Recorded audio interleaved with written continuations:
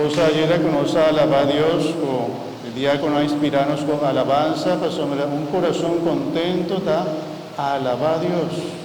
Está vista Dios está grande, está maravillado, pues maravilla, nadie Dios te dice, oh Señor, dangue batando cosas, me está alabado, me está glorificado. Y sigue con ese sentimiento y bonita, ayer nos ha alabado a Dios, sigue de alabanza, de agradecimiento, con alegría, con esperanza, el tiempo bonito aquí y entero año 2024 sea un año de esperanza, alegría, vida renovada. Amén. Y hermanos, láganos la tabara y láganos rezo.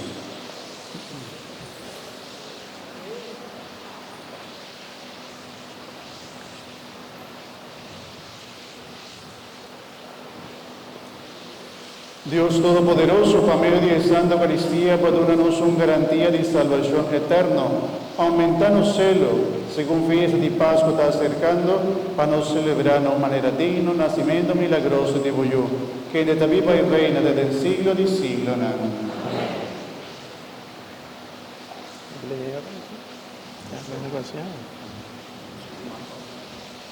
Tengo un cumpleañero, prometo me da una bendición final.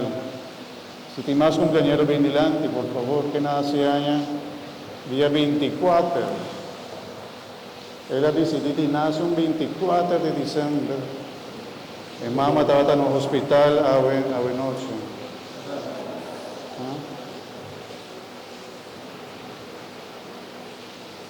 ¿Tu pareja celebrando matrimonio? Aniversario, ¿cuántos años? 16 años, obvio, bonita. ¿No tiene cumpleañero? Vuelvo. Láganos pedir sí para nos pareja bonita aquí, para el Señor seguir renovar su vida matrimonial. Para el Señor, después de 16 años, está acompañado, está va a seguir acompañado con gracia y bendición. Sostener al Señor con gracia y permitir para su amor seguir crece.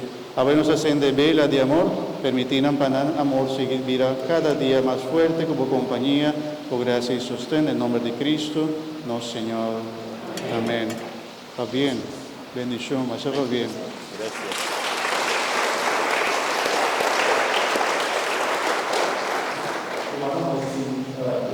Con